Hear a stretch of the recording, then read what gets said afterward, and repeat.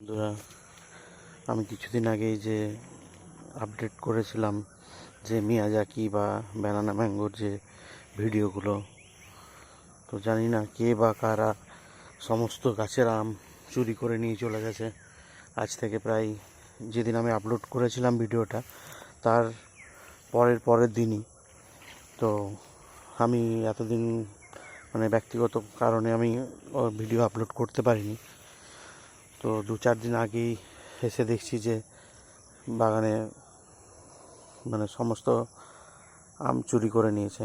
এত কষ্ট করে ফসল ফলানোর পর যদি ফসল চুরি করে নেয়, এই ঝাঁকে ঝাঁকে পুরো আম ভর্তি ছিল। আগের যে ভিডিওগুলো আছে দেখলেই বুঝতে পারবেন, একটাও মিয়াজাকি আম নেই, একটাও নেই। সমস্ত এই ডালও ফাঁকা, এই ডালও ফাঁকা, ওই গাছের ডালও ফাঁকা।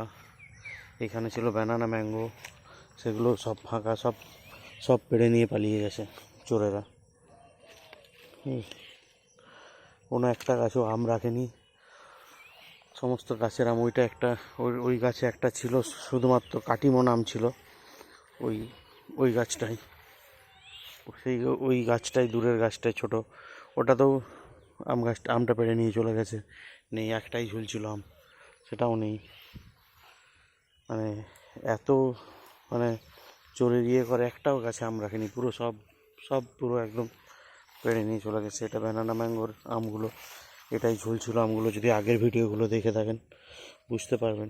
গাছগুলো এসে দেখেই পুরো কান্না পেয়ে গেছে পুরো। এত কষ্ট করে ফসলটা ফলাচ্ছি, আর যদি চুরি করে নিয়ে এভাবে চলে যায়, সত্যি কথা বলতে এত খারাপ লাগছে, যেটা ভাষায় বলে প্রকাশ করতে পারবো না। আমার চোখ দিয়ে জল বেরিয়ে গেল এসে দেখে পর।